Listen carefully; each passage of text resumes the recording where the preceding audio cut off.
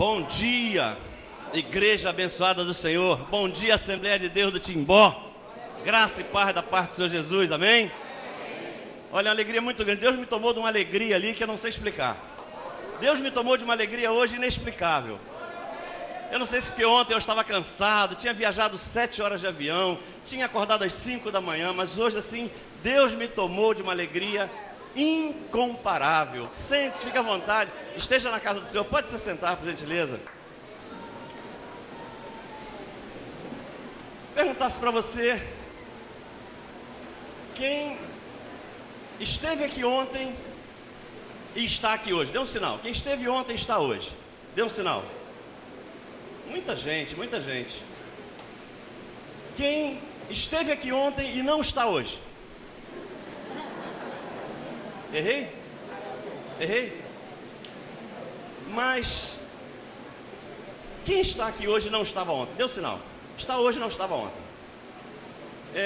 Eu sugiro que você, ao final, dê um pulinho ali. Tem um stand ali na lateral, onde estão os nossos materiais. Existe uma palavra ali. Eu só estou falando dela porque foi a palavra que nós ministramos ontem sobre comunicação em família. Chama-se diálogo, fortalecendo os laços familiares. Uma palavra que foi gravada, inclusive na igreja que gravou esse louvor que vocês cantaram agora. Chama-se Sarando a Terra Ferida. Gravamos lá uma mensagem linda, maravilhosa. Uma igreja realmente muito abençoada. Se você puder e quiser, adquira. Diálogo fortalecendo os laços familiares. Certamente vai edificar a tua casa, vai edificar a tua família, os teus relacionamentos. Mas hoje eu gostaria de ministrar uma palavra. E assim, Deus quando está no negócio é algo tremendo. A gente sente assim, algo diferente, algo assim impactante. Quase todos os louvores que foram cantados hoje falaram desse tema. É a nossa relação com os nossos filhos. É importante isso, igreja. É importante isso. A nossa relação com os nossos filhos. Nós vamos falar um pouco sobre isso hoje. Abra a tua Bíblia, no Salmo de número 127. Eu gostaria de compartilhar uma palavra que o Senhor colocou no meu coração hoje.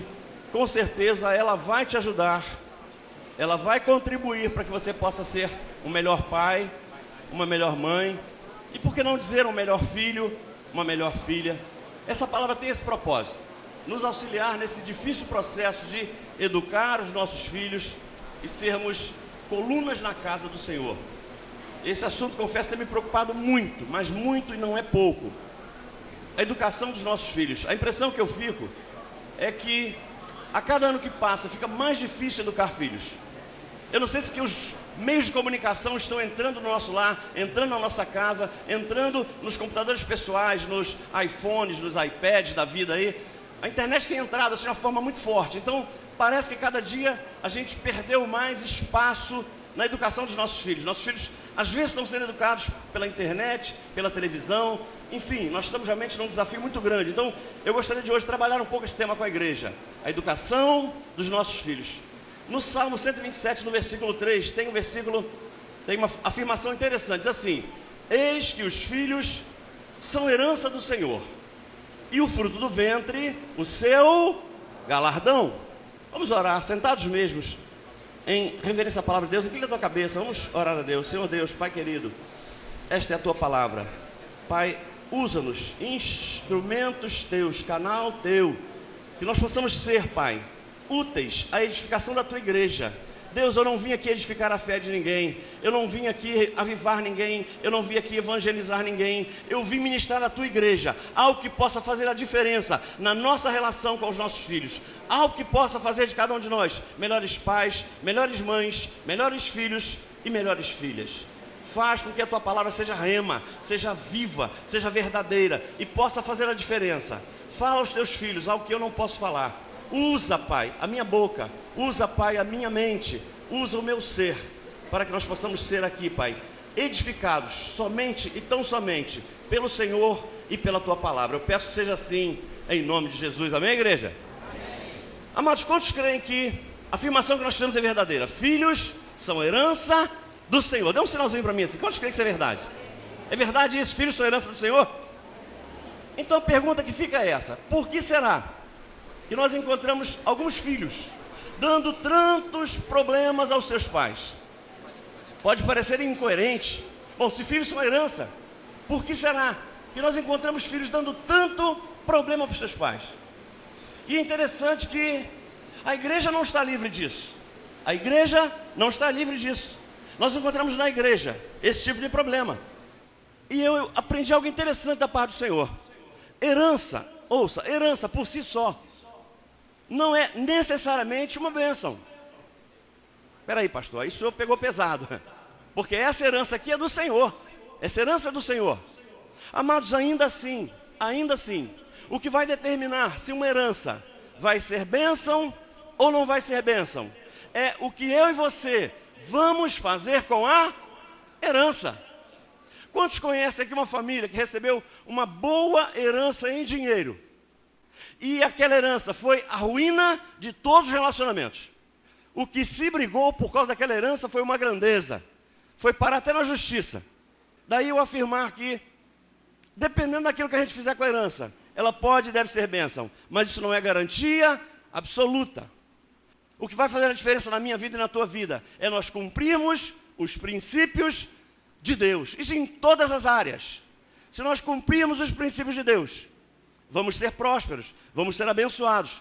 Mas se nós não cumprirmos os princípios de Deus, podemos estar na igreja, mas podemos ter problemas. A Bíblia está repleta de famílias que enfrentaram sérios problemas com seus filhos. Se você voltar comigo, na primeira família da Bíblia,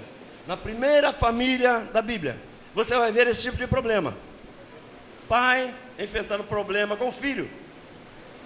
Adão e Eva tiveram um sério problema, porque um de seus filhos matou o outro filho.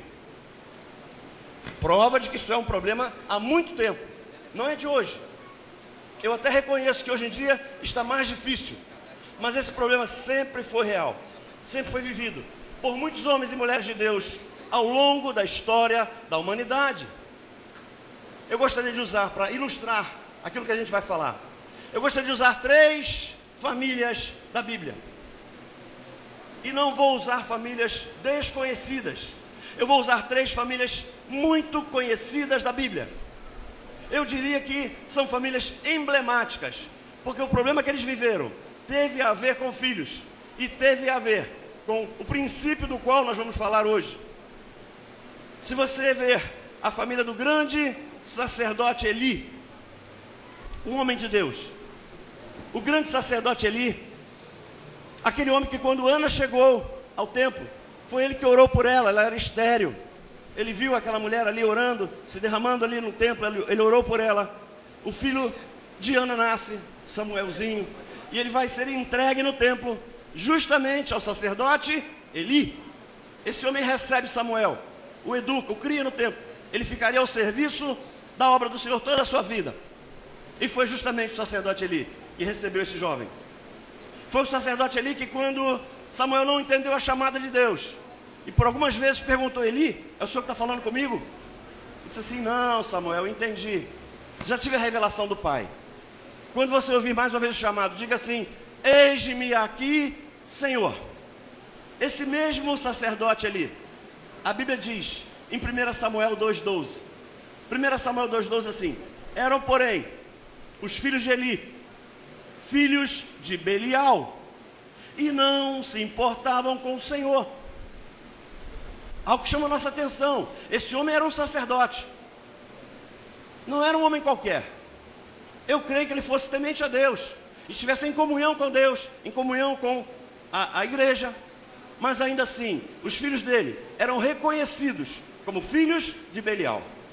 Os estudiosos da Bíblia dizem que Belial era um demônio que simbolizava arrogância e rebeldia.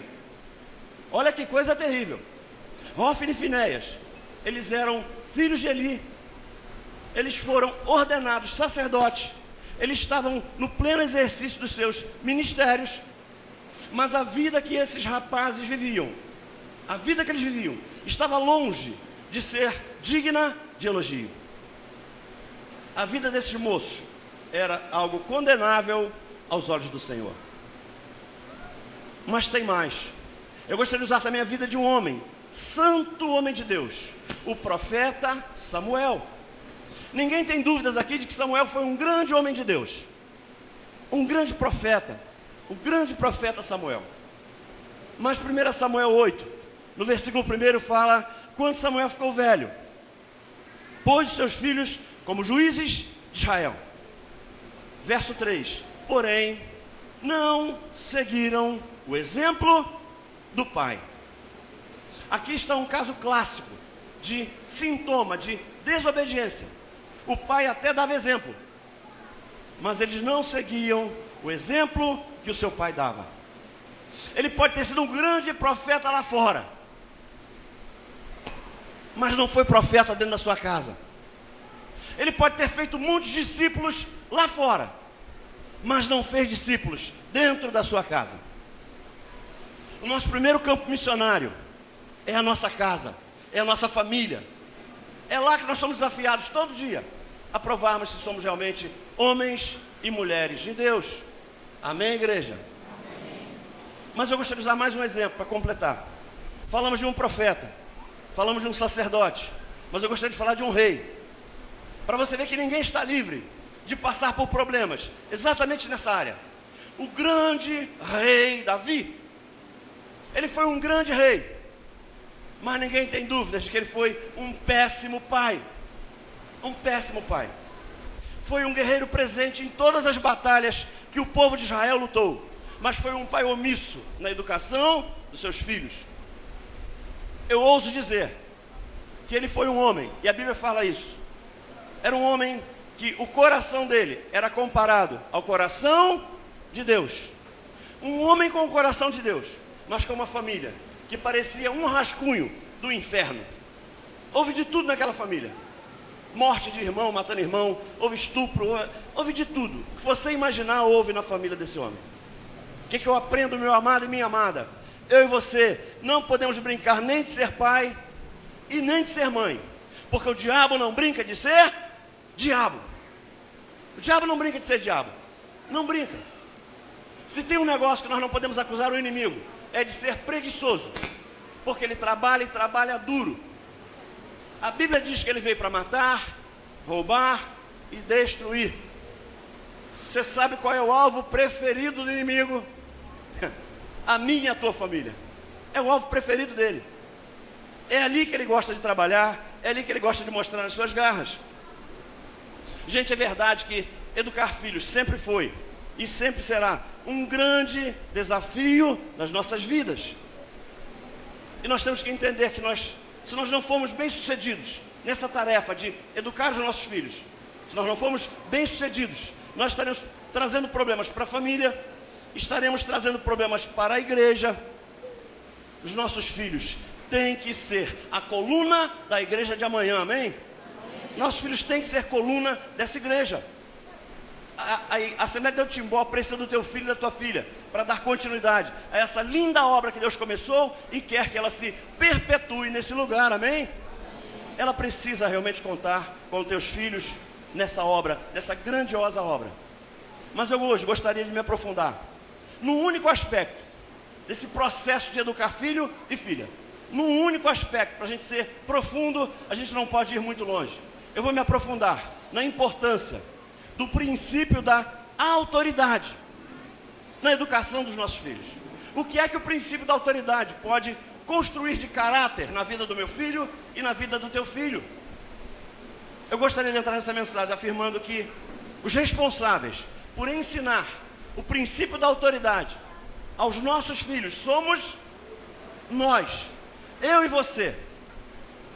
Quem tem que ensinar o princípio sou eu e é você.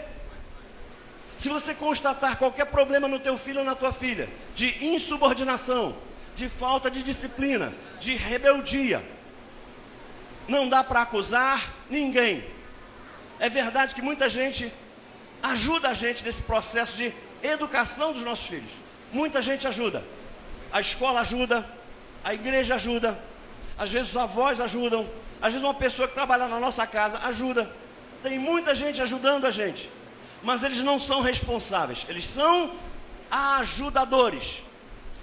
Porque se algo sair errado, Deus não vai responsabilizar o pastor, Deus não vai responsabilizar a escola, Deus não vai responsabilizar os teus pais que cuidavam dos teus filhos, Deus não vai responsabilizar a ninguém, a não ser a mim e a você. A mim e a você.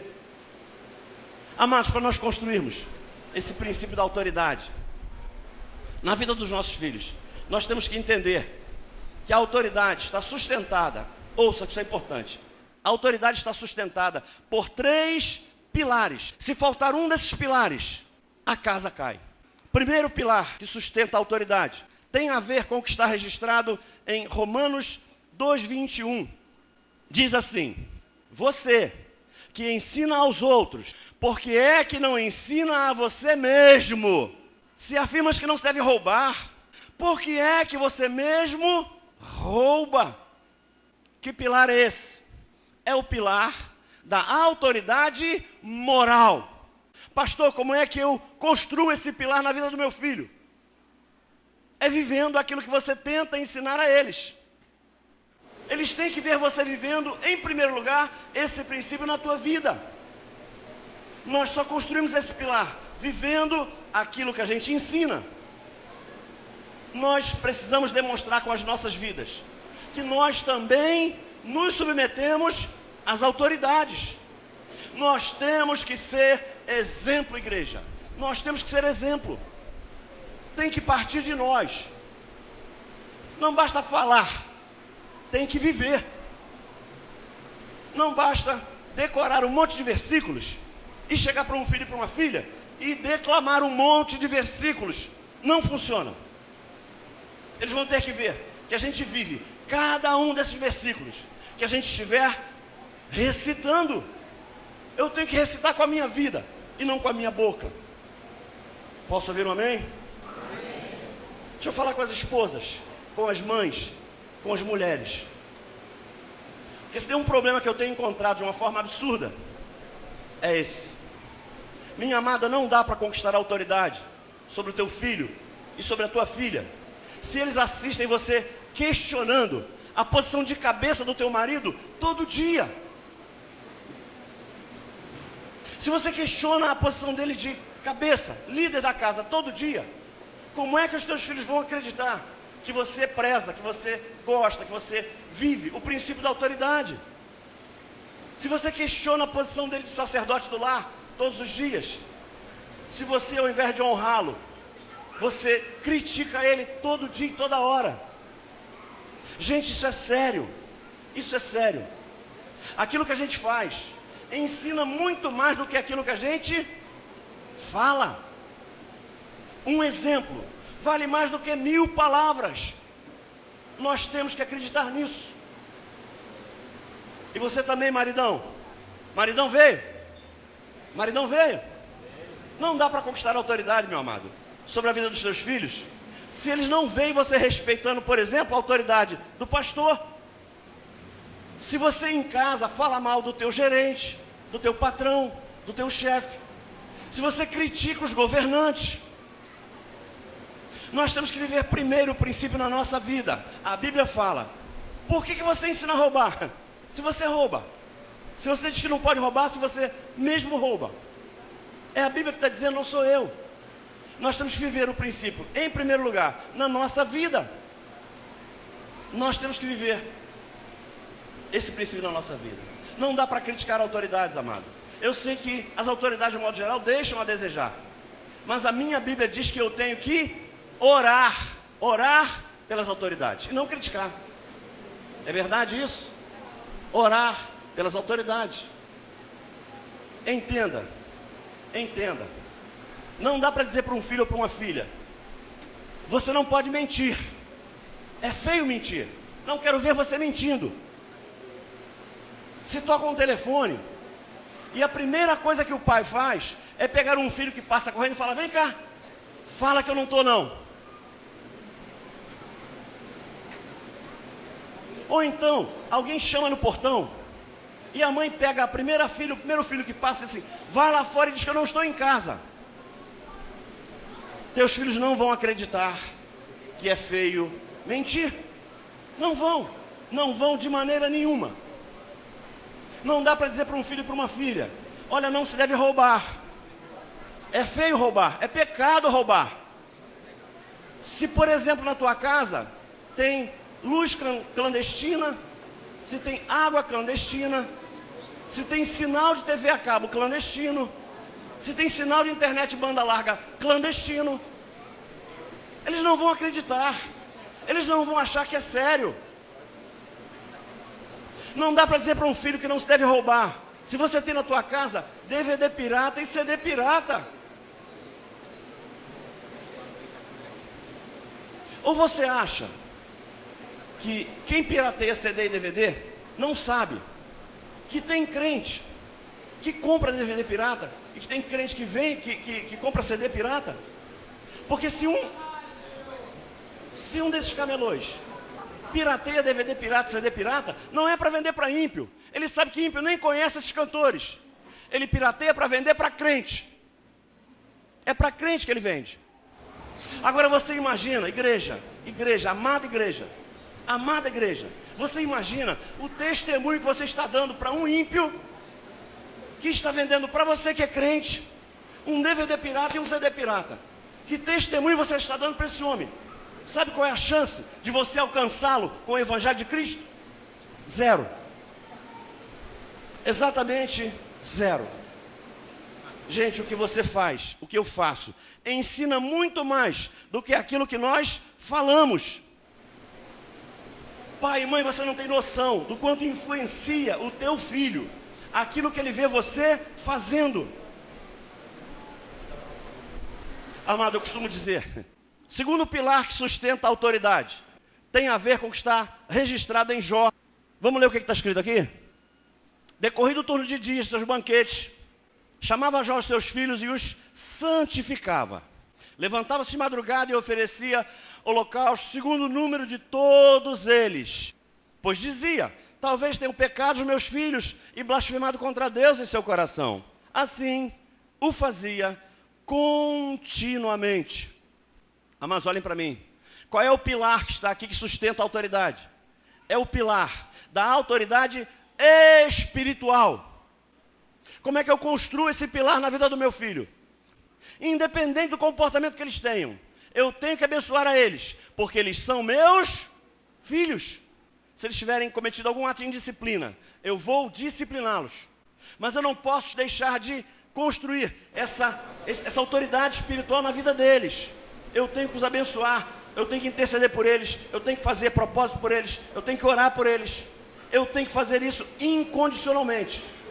O que eu faço pelos meus filhos não pode ficar dependente da atitude deles, do comportamento deles. Porque muitas vezes, nós só abençoamos os filhos se eles forem bons filhos. Se eles forem disciplinados, se eles forem questionadores, rebeldes, a gente tem o hábito de não abençoar. Às vezes um filho é muito obediente, a gente cobra ele de bênçãos.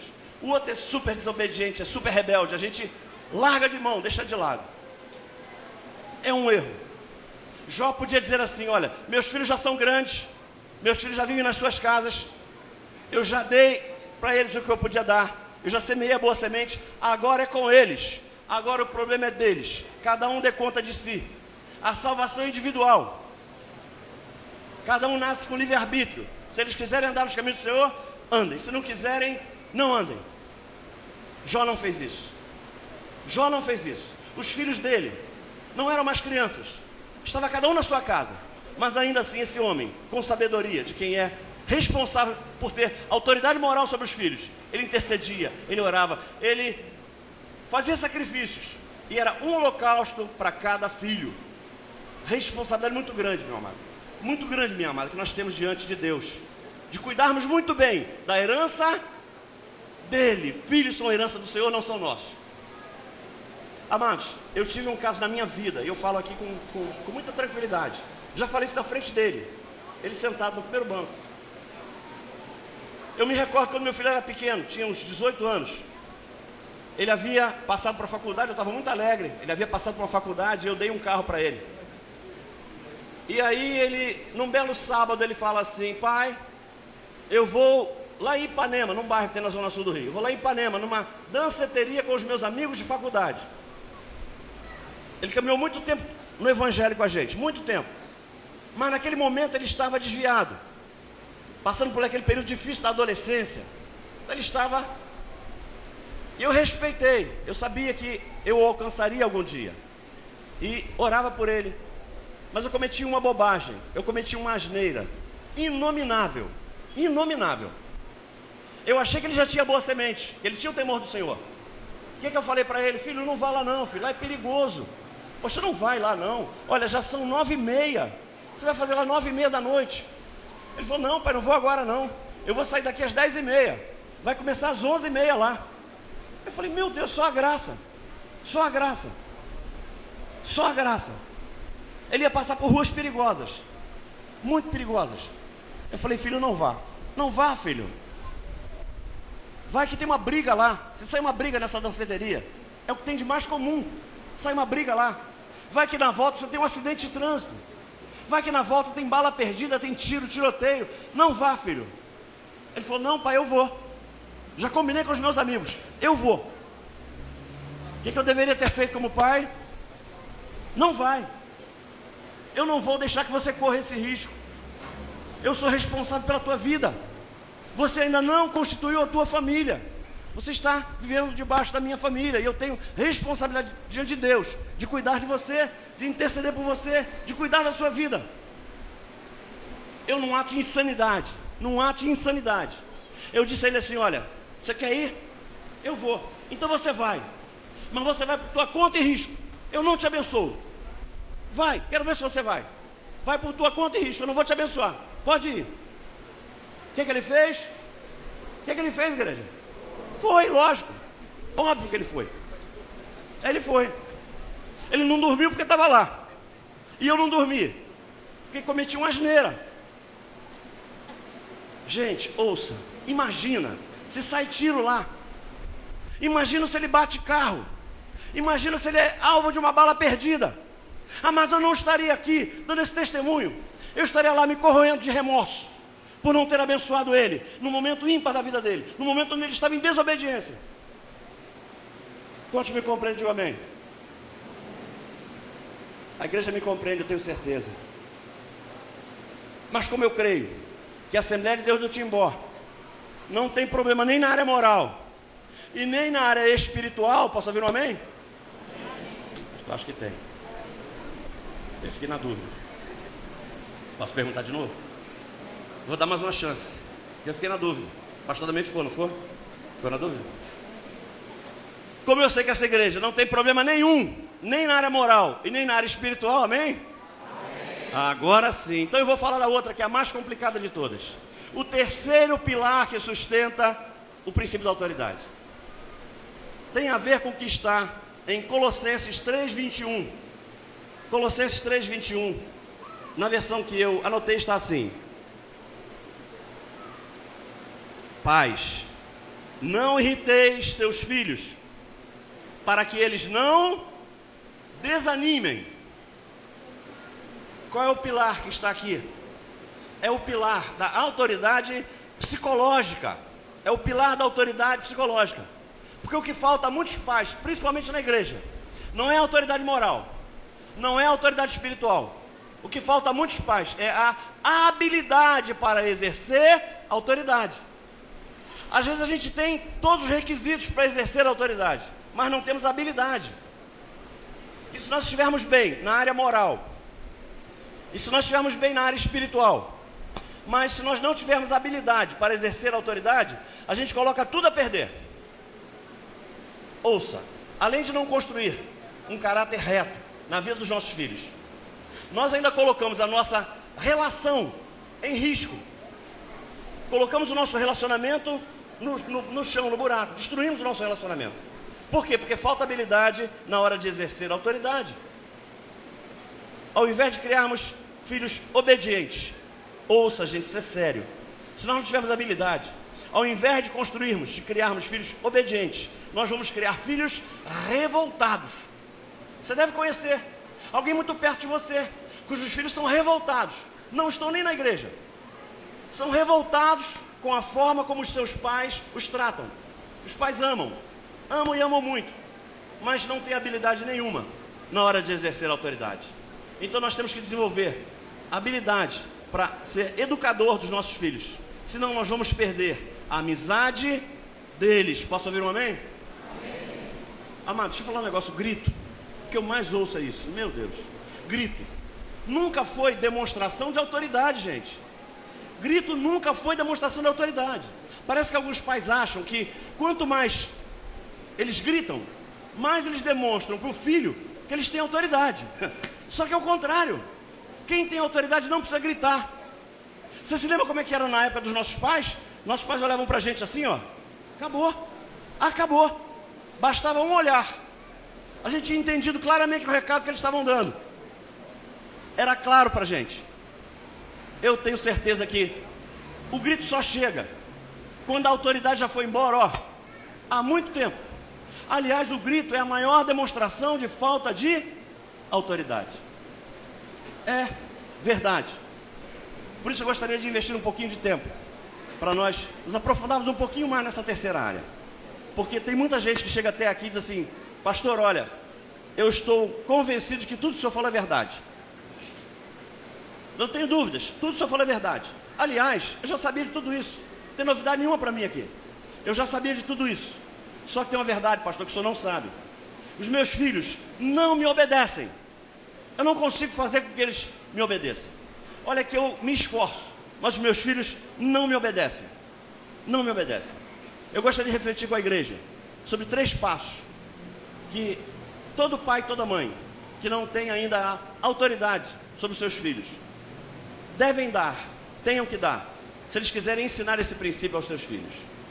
Como fazer para que o teu filho e para que a tua filha reconheça a tua autoridade? Primeiro passo nós vamos ter que dar para construir isso nos nossos filhos. Primeiro passo: estabelecer limites. Estabelecer limites. Porque a sociedade dos nossos dias perdeu completamente a noção de limites. Hoje em dia pode tudo. E ainda há psicólogos que falam que se a gente proibir muita coisa, se a gente tolir eles vão ficar muito traumatizados. Vão ficar traumatizados. Então não pode proibir. Vai causar trauma na personalidade deles. Então não pode proibir nada. E aí tem pai entrando por aí. Não proíbem nada, o filho faz o que quer. O filho faz o que quer. Só que a minha Bíblia diz que nós temos que estabelecer limites. Você vai ter que dizer para ele o que ele pode, com quem pode, quando pode, até onde pode, até que horas pode. Nós temos responsabilidade diante de Deus de cuidarmos muito bem da herança dele. Filho não nasce sabendo. Filho não nasce sabendo. Quem tem que ensiná-los esse princípio sou eu e é você. Parece que nesse mundo agitado que a gente vive, e a gente vive um mundo muito agitado, que consome a gente todo dia e toda hora. Parece que nesse mundo agitado, os pais são tão ausentes, mas tão ausentes no processo de criação dos filhos, que eles acabam permitindo tudo. Eles permitem tudo. Parece que com a consciência pesada, de não dedicarem um tempo de qualidade aos filhos, eles acabam sem coragem de dizer a alguns não. Não pode, não vai, não deve. Com ele não, até essa hora não. Somos nós que temos que exercer esse tipo de controle. Somos nós. E infelizmente chegou na igreja uma realidade que tem me preocupado muito. Eu aqui não quero estabelecer juízo de valor, não vou falar bem nem mal. Não é isso que eu vim fazer. Mas eu quero constatar uma realidade. Na igreja dos nossos dias, nós temos muitos pais e muitas mães separados. Muitos pais e mães separados. E aí, infelizmente, o que eu encontro são pais e mães brigando para ver quem faz mais a vontade dos filhos, para ter a preferência deles, na hora de passar o fim de semana, na hora de passar as férias, na hora deles decidirem com quem vão morar. Eles pensam que se disserem um não, o filho vai dizer assim: então vou morar com a minha mãe. Se a mãe disser um não, ele fala: então vou morar com meu pai.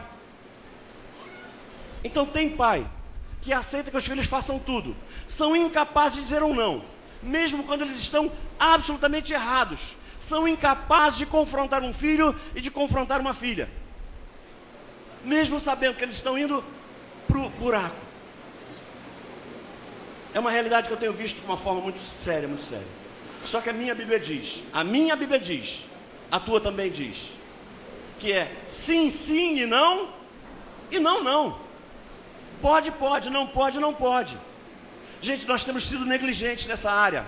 Nós temos sido muito negligentes nessa área. Eu encontro, não sei se em Maracanaú também tem isso, pastor. Não sei se tem. Mas lá no Rio é uma grandeza. Lá no Rio é festa.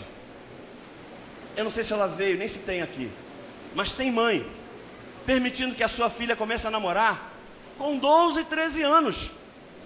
Com 12, 13 anos tem mãe permitindo a filha namorar. E aí quando você vai tentar aconselhar, não, pastor, peraí, ela está namorando em casa, poxa, não é na rua não, é em casa. Como se o problema fosse o lugar. O problema é a idade, não é o lugar. 12 anos não é época para namorar. É época para se dedicar aos estudos, para se aplicar no seu desenvolvimento. E tem pai. Não sei se ele veio hoje aqui. Acho que ele não veio não. Tem pai que porque tem que acordar muito cedo no outro dia para trabalhar, não quer ser incomodado por um filho que vai chegar um pouco mais tarde. Tem pai pegando a chave da casa e dando para o filho com 13, 14 anos. Lá vai ele com a chave da casa. Lá vai ele embora com a chave da casa. Porque depois que ele chegar, não vai ter que acordar o pai para ele perder a noite de sono. Porque no outro dia ele vai trabalhar, coitado, ele tem que trabalhar no outro dia muito cedo. Alguém tem que ganhar dinheiro nessa casa. Alguém tem que trabalhar. Aí dá a chave com 14 anos para o filho. E aí a coisa só piora. Porque quando chega aos 16, ele sai sem que o pai saiba para onde vai, sem que o pai saiba com quem vai, sem que o pai saiba que horas vai chegar. Ele sai com a chave da casa e ele sai com a chave do carro. E sabe sem o que ele sai? Ele sai sem carteira, porque com 16 anos não tem carteira. E o pai dá o carro para o filho sem carteira. Gente, eu estou falando da igreja. Eu não estou falando para o mundo, eu estou falando da igreja. Igreja do Senhor Jesus. Igreja do Senhor Jesus. A minha Bíblia diz assim, olha, Provérbios 22, 28. Não remova os limites antigos que fizeram teus pais. Ô pastor, isso é velho, isso é do passado. Nós estamos em outro tempo, nós estamos no século 21. Mas a minha Bíblia é a mesma ontem, hoje e será eternamente. Não remova os limites antigos. É dever de todo pai e de toda mãe estabelecer limites. E é dever de todo filho reconhecer e obedecer limites. É bíblico. É bíblico. Olhem para mim, gente. Ouça que isso é sério. Pode haver muito mais amor. Ouça, pode haver muito mais amor em um não dito na hora certa do que de um sim dito na hora errada. Deus deixou muitos nãos para a gente. Deus deixou muitos nãos para mim e para você. Mas sabe por que Ele deixou os nãos para a gente? Por amor que Ele tem a mim e a você. Não matarás, não adulterarás. Não. É um não de amor e não um não de ódio. Diga não ao teu filho quando você sentir que tem que falar não. Mesmo que eles fiquem um mês de bico, não tem problema. Não tem problema. É a responsabilidade que nós temos que exercer diante de Deus. Gente, eu vejo pais amando muito seus filhos, mas são incapazes de estabelecer um limite sequer. É preciso educar, não basta amar. Tem que educar. Tem que educar. Ou você acha que a mãe, por exemplo, de um traficante não ama seu filho? Você acha que a mãe de um estuprador não ama seu filho? Você acha que a mãe de um homicida não ama seu filho? É óbvio que ela ama, e ama muito. Ela deu muito amor. Ela só não deu limite. Só não deu limite. E tem um detalhe que eu gostaria de fechar esse ponto, com um detalhe que eu acho fundamental. Nós temos que ser equilibrados, justos, no exercício da paternidade e da maternidade. Nós não podemos ser extremamente rigorosos com um filho e extremamente tolerantes com outro filho. Às vezes nós temos um filho que é mais comunicativo, às vezes nós temos um filho que é mais carinhoso. A tendência é que a gente seja muito mais tolerante com aqueles que são carinhosos, que são comunicativos, e muito mais rigorosos com aqueles que são secos, que não se aproximam. Ou seja, um pode tudo e o outro não pode. Sabe como é que eles vão se sentir? Injustiçados. Ele fala assim, meu irmão pode tudo, meu irmão faz, meu pai não fala nada. Agora eu, coitado, se eu fizer isso. Olha, a Bíblia está cheia de homens e mulheres de Deus que agiram assim, mas isso não é exemplo para a gente. Abraão agiu assim, Jacó agiu assim, Davi agiu assim, privilegiavam os filhos em detrimento de outros. Mas isso não é exemplo para mim nem para você. Nós temos que tratar o nosso filho e a nossa filha com equilíbrio. Está arriscado você na idade adulta ouvir de um filho e de uma filha: meu pai gostava mais do meu irmão, minha mãe gostava mais da minha irmã. Segundo passo, depois de estabelecer limites. Segundo passo que eu e você temos que dar, depois de estabelecer limites, é acompanhar, gente. É acompanhar. Não dá para dizer para um filho: olha, você vai chegar às 11. Mas quando deu 9h30, você, ó, está dormindo. Você disse que podia chegar às 11, mas você foi dormir 9h30. Aí você acorda e fala com a tua esposa: que hora que o Paulinho chegou?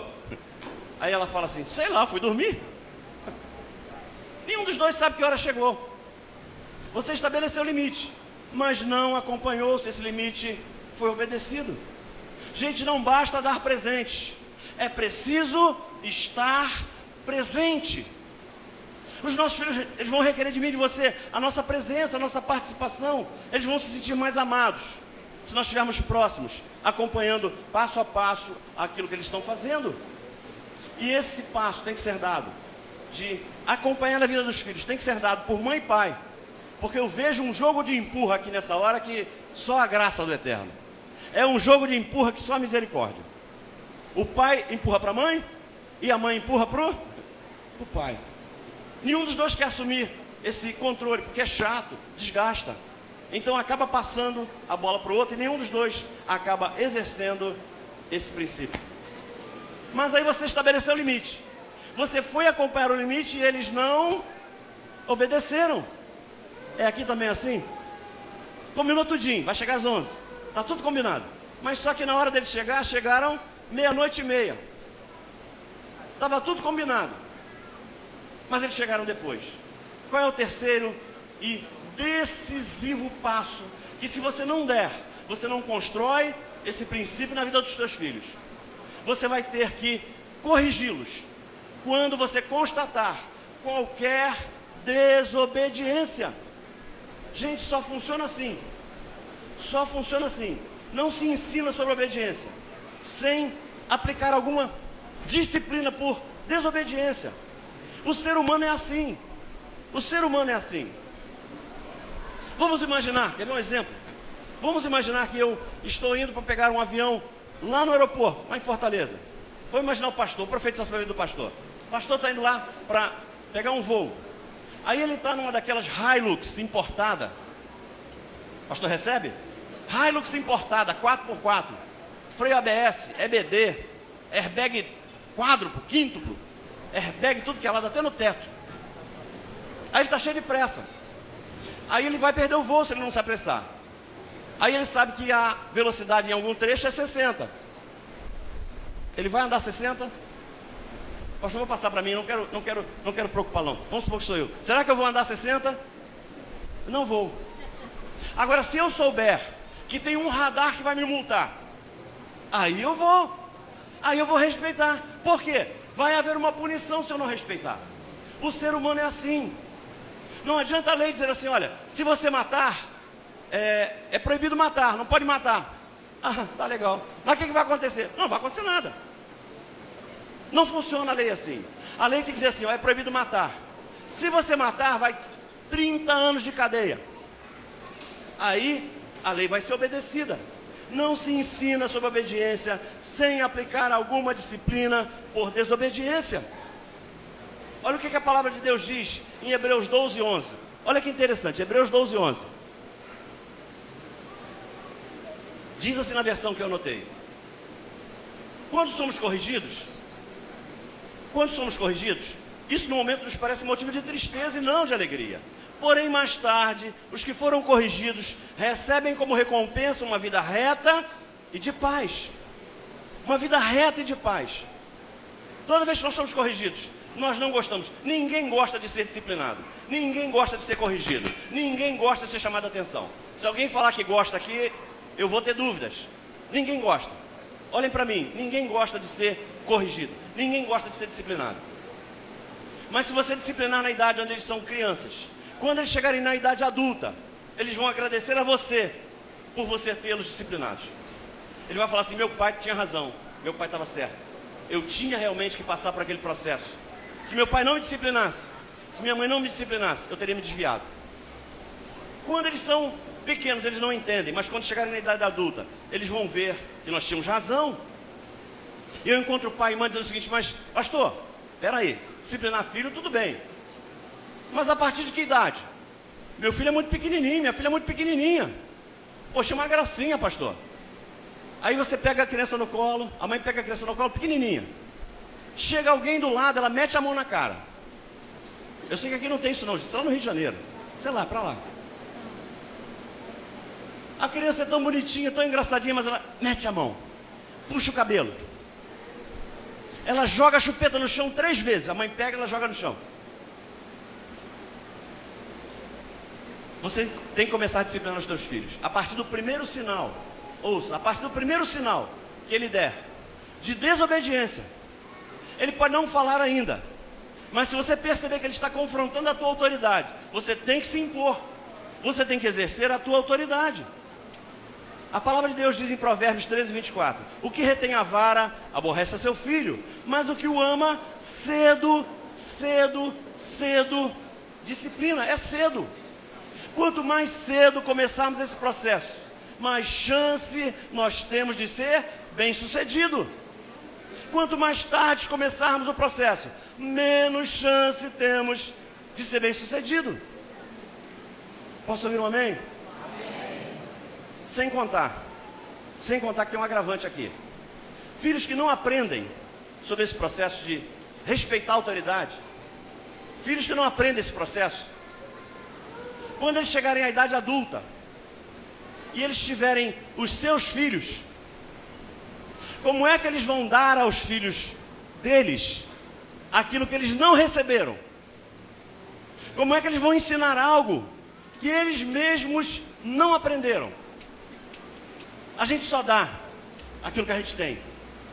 A gente só ensina aquilo que a gente sabe. Você não vai estar causando problema só no teu filho. Você vai estar causando um problema na tua descendência. Na tua descendência. E depois eu vejo pais e mães, que o filho cresce sem esse princípio. Aí ele chega na idade adulta. Aí ele vai trabalhar, não para em um emprego. Você conhece alguém assim? O camarada não para em um emprego. Sabe por quê? Porque ele não respeita o chefe, não respeita o patrão, não respeita ninguém. Sabe o que a mãe fala? É nada. Isso aí é perseguição do patrão, está perseguindo ele. Não, isso é perseguição do chefe. Está com medo de assumir o lugar dele. Está com medo de tomar o lugar dele. O garoto não aprendeu o princípio. E a mãe ainda quer defender. A mãe ainda quer achar que o problema é do patrão, o problema é do chefe, o problema é da empresa, o problema é do filho, que não aprendeu o princípio da autoridade. Posso ouvir um amém? E eu vou concluir, porque às vezes a gente conhece esse processo. Sabe que tem que estabelecer limites, sabe que tem que acompanhar e sabe que tem que disciplinar. Todos nós sabemos como pais temos que fazer isso. Onde é que a gente erra? É na hora de estabelecer a disciplina. Se você não for justo, se você não for justa, na hora de estabelecer uma disciplina, você joga por terra tudo aquilo que você tentou construir. Você perde tudo aquilo que você fez. Então nós temos que ter sabedoria na hora de estabelecermos toda e qualquer disciplina. Eu gostaria de dar algumas dicas práticas para serem usadas na hora de disciplinar filho e de disciplinar filhas. Pode ser? Primeira dica prática de um pai e de uma mãe que tem filhos com 32 e 30, criados, servindo ao Senhor, casados, família constituída, com trabalho na obra do Senhor. É dica de um pai e de uma mãe que passou por isso. Isso não foi tirado de livro, isso foi tirado da vida, isso foi vivido. Primeira dica prática: tem idade de bater e tem idade de cortar privilégios. Gente, como é que a gente erra aqui? Meu Deus, como é que a gente erra aqui? Essa criança que jogou a chupeta no chão 3, 4 vezes, merece algum tipo de disciplina, sim ou não?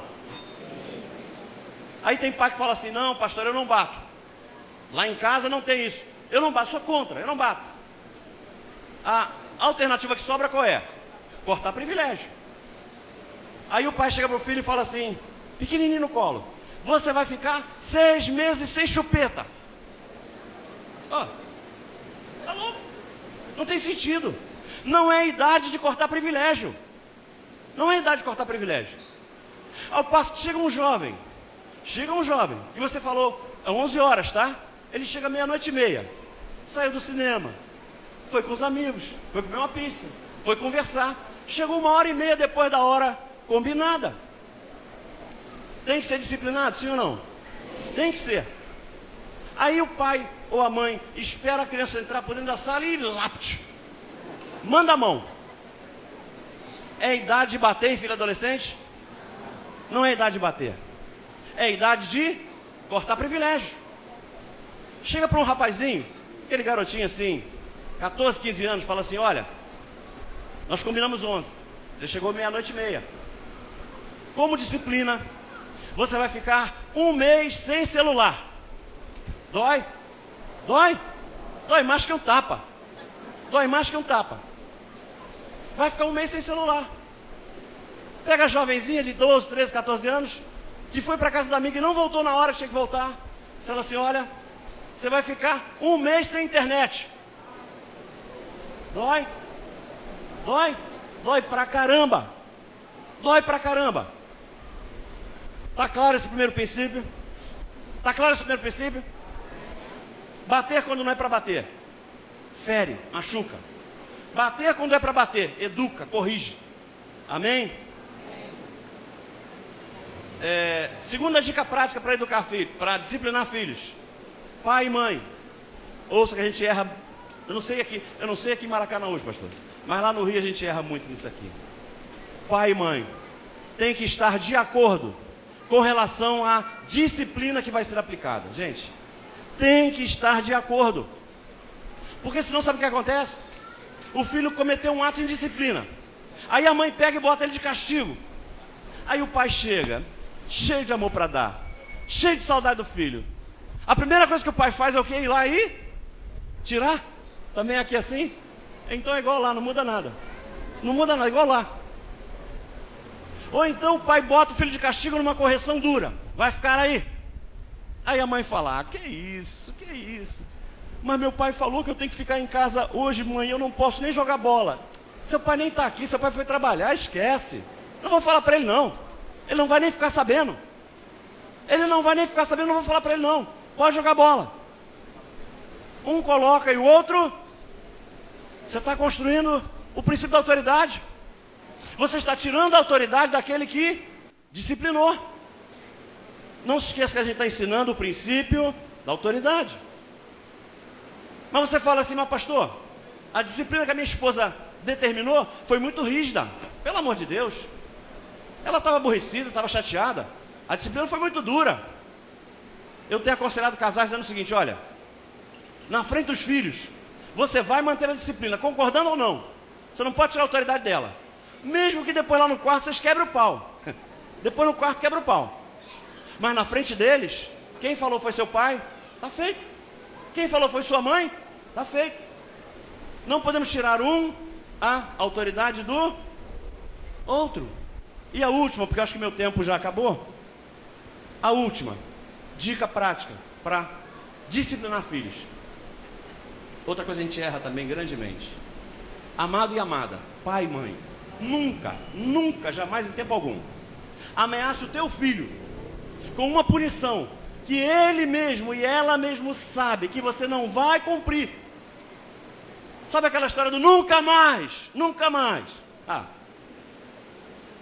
O filho, coitado, foi para o cinema, se atrasou, é verdade, chegou 1h30 depois da hora. Deixou a mãe preocupada, o pai preocupado, já tinham tentado ligar, ele não atendeu a ligação, eles estavam revoltados. Já passava 1h30 da hora e o filho não chegava. Já estavam pensando até em ir na delegacia e no hospital.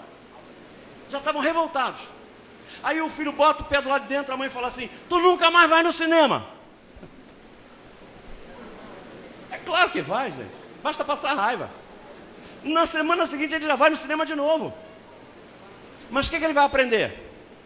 meu pai e minha mãe não cumprem o que eles falam. Ele falou que eu nunca mais ia no cinema. Já estou indo de novo aqui. A coleguinha foi na casa da amiga. Disse para chegar antes de escurecer. Passou a hora, ela não chegou. A mãe já estava na bronca, porque a filha não chegou na hora. Ela entra na porta, a mãe fala assim: você nunca mais vai na casa de nenhuma amiga sua. Loucura, claro que vai. Claro que vai. Então seja criterioso em estabelecer uma disciplina, porque você vai ter que cumprir. Se você falou, você vai cumprir. Temos que ter muito cuidado. E a última dica para fechar: ao terminar toda e qualquer disciplina, ao terminar, você vai chamar teu filho, você vai chamar a tua filha, e você vai orar com eles. Você vai dizer assim: lembra que eu te falei 1 mês sem celular? Lembro, pai, lembro, mãe. Claro que ela lembra, ela contou 29, 28, 27, ela sabe que está acabando, ela sabe que é o último dia. Aí você fala assim: vem cá, está aqui teu celular, mas vem cá, antes de você pegar, mamãe quer orar com você, eu quero abençoar a tua vida, para que você nunca mais faça isso. Vem cá, mamãe quer orar contigo. Filhão, sabe o que eu falei para você? 1 mês sem computador? Pode ir lá e ligar, vai lá e liga. Acabou a tua disciplina, pode ir lá e ligar o computador. Mas antes vem aqui, papai quer te abençoar, papai quer orar pela tua vida, papai quer orar com você. Eu duvido, meu amado e minha amada, que qualquer filho que seja tratado dessa forma, dessa maneira, guarde no seu coração qualquer rancor, qualquer ódio, qualquer mágoa, do seu pai e da sua mãe. Eu duvido que qualquer filho que tenha sido tratado com respeito, com dignidade, com regras claras, que saiba por que está sendo punido, vai guardar no seu coração qualquer ódio do seu pai ou da sua mãe. Posso ouvir um amém? Amém. Eu concluo aqui. Naquele grande dia, onde passaram o filme da nossa vida na nossa frente, lá vai estar tudo que a gente fez, e vai estar também como é que eu e você cuidamos da herança do Senhor. No filme da nossa vida vai estar incluído como eu fui como pai e como você foi como pai ou como mãe.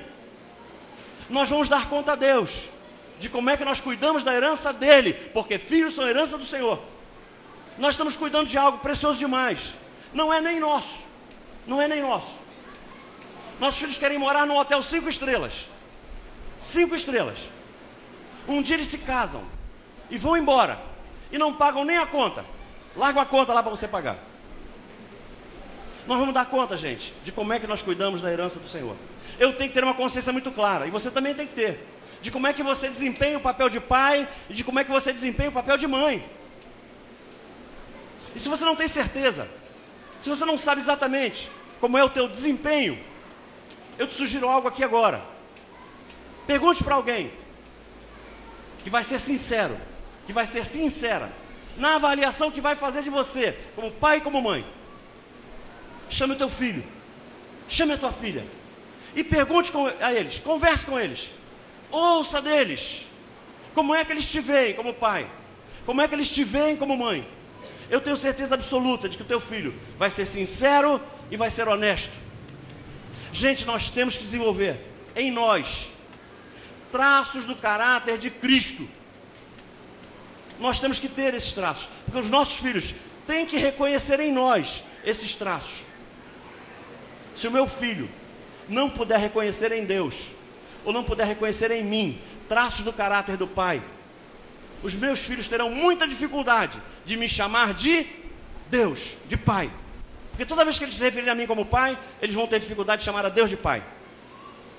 Podem chamar a Deus de Deus, um Deus distante e longe, mas nunca vão chamar a Deus de pai. Porque se eles não me veem como uma pessoa certa, justa, reta, quando eles se referirem a Deus como pai, eles vão se lembrar de mim. E se a minha lembrança não for agradável, eles não vão chamar a Deus de pai. Além de estar atrapalhando a comunhão minha com eles, vai estar atrapalhando a comunhão deles com Deus. A responsabilidade nossa é muito grande. E eu, como pentecostal, tenho muita facilidade de falar disso. Tenho muita facilidade de falar disso. Eu encontro pais e mães nas igrejas por onde a gente tem andado, falando que Deus revela tudo a eles. Isso é maravilha. É o sonho de todo mundo. Quem não queria que Deus revelasse tudo? Mas tem gente que fala isso com muita facilidade. Não, Deus me revela tudo. Você quer saber o que Deus me revela acerca da tua vida? Deus revela tudo a eles. Eu só fico bobo Porque Deus só não revela que eles estão perdendo seus filhos para Belial, demônio da arrogância e da rebeldia. E isso Deus não mostra a eles. Como é que pode? Que Deus é esse? Que mostra acerca da vida dos outros, que mostra acerca da família dos outros, e não mostra acerca da vida deles e da família deles. Eu tenho dúvidas se é Deus realmente que revela tanta coisa assim. Eu tenho dúvidas. Eu encontro pais, gente, pais, falando línguas estranhas, todo culto. Não sou contra falar em línguas estranhas, gente. Ouça, eu sou pentecostal, não sou contra. Mas tem pais que falam línguas estranhas, todo dia, mas nunca falaram a língua do filho, nunca falaram a língua da filha. São verdadeiros estranhos para filho e para filha. Faça tudo que estiver ao teu alcance, meu amado e minha amada. Faça tudo que estiver ao teu alcance. Dedique-se. Busque ser o melhor pai e uma melhor mãe a cada dia, mesmo não tendo certeza de que vai dar tudo certo. Porque os nossos filhos têm livre-arbítrio. Eles têm livre-arbítrio. Mas qual é a minha missão e a sua? É ser um bom pai e é ser uma boa mãe. Se eles vão dar certo, eu não sei. Mas se der qualquer problema, e você tiver dado o seu melhor, você não vai ficar se corroendo pelo resto da tua vida, por não ter sido um bom pai e uma boa mãe. Você vai falar, eu dei o meu melhor, eu fiz o que eu podia, eu fui um bom pai, eu fui uma boa mãe. E o resto é com Deus. O resto é com o Pai. O resto é com o Pai. Nós não podemos ser negligentes. Ouça, nós não podemos ser negligentes na hora de educarmos os nossos filhos, ensinando tudo o que é bom, tudo o que presta, tudo que tem valor, tudo que é reto, tudo que é honesto, tudo que é sincero. Eu e você temos que ensinar tudo isso a eles. Porque se nós formos negligentes na hora de fazer isso, o inimigo das nossas almas vai ser aplicado e trabalhador, e vai ensinar a eles tudo o que é errado. Vai ensinar tudo o que é errado. E aí nós vamos lamentar profundamente. Profundamente. Vamos ficar em pé.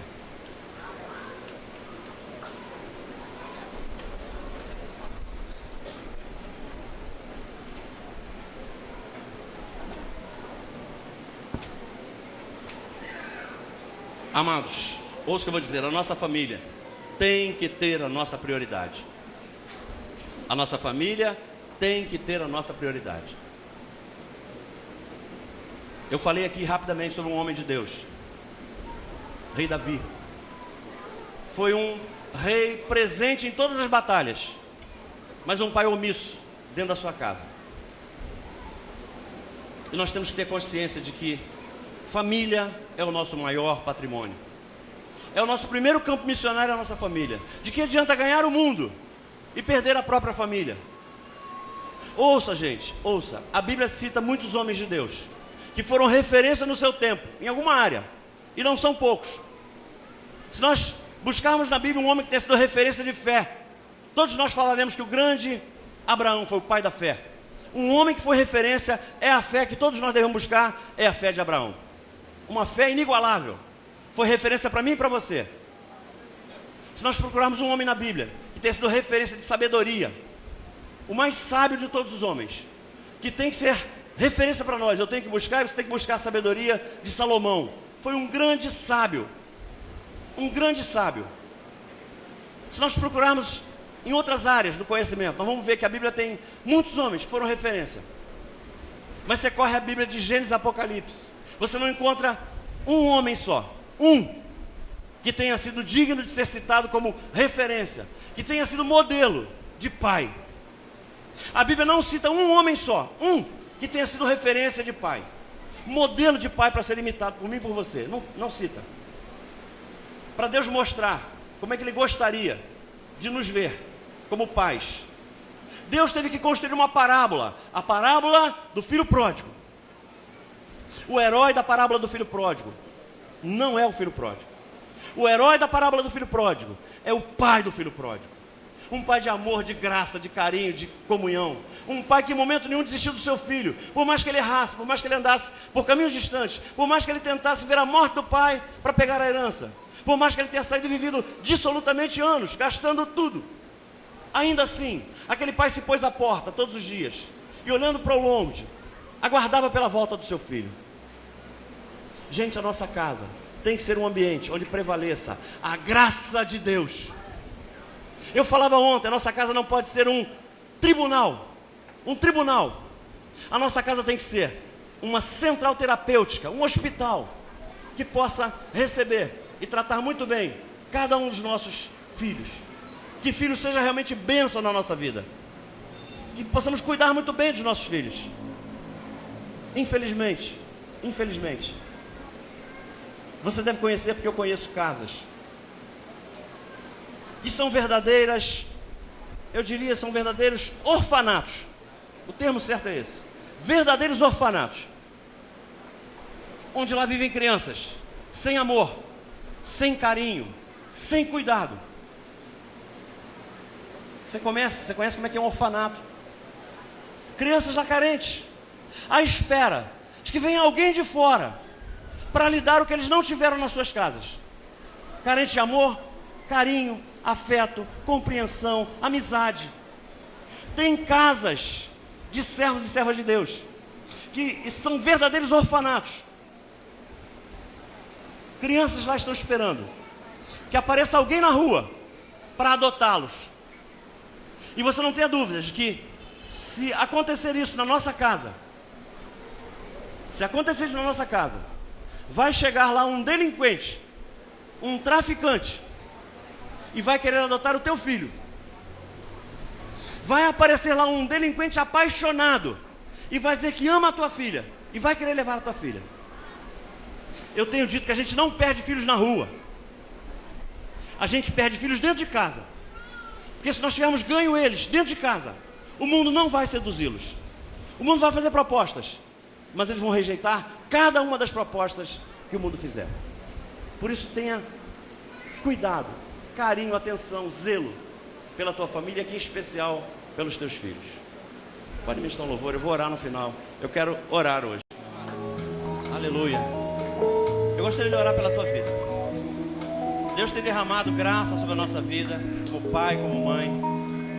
Deus tem feito com que nós tenhamos sempre uma alegria muito grande em vermos os nossos filhos cumprindo o chamado de Deus, trabalhando na obra, se dedicando, cumprindo o seu papel na casa do Senhor, sendo instrumentos nas mãos de Deus. Eu quero orar pela tua vida. Eu sei que tem gente aqui que diz assim: pastor, essa palavra foi para mim. Essa palavra foi para mim.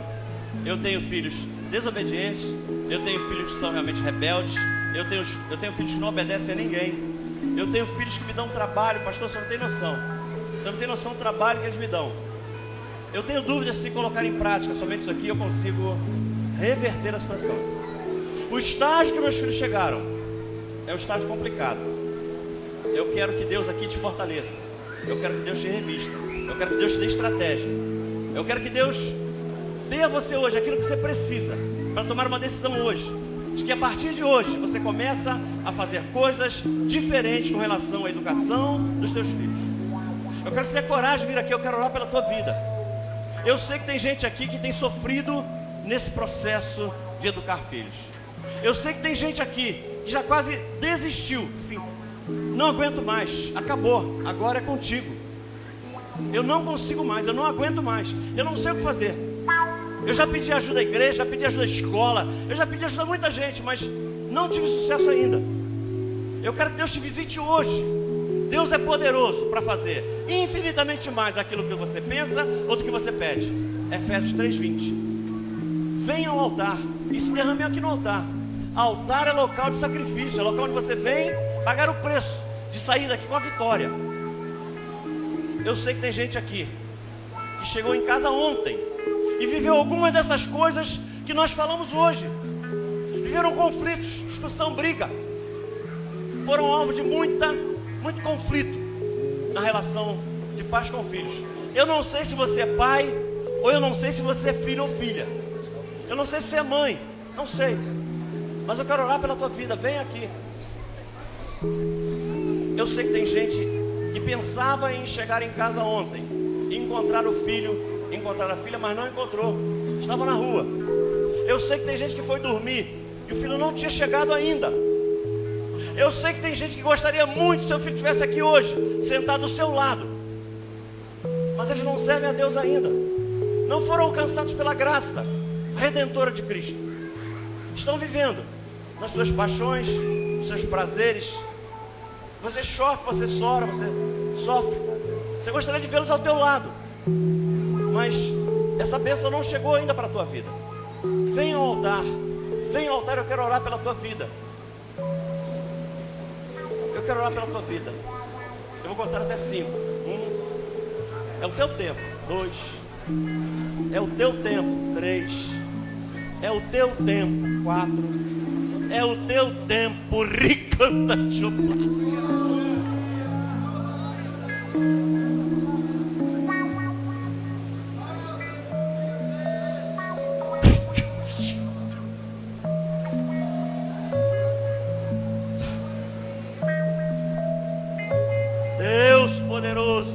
Deus tremendo,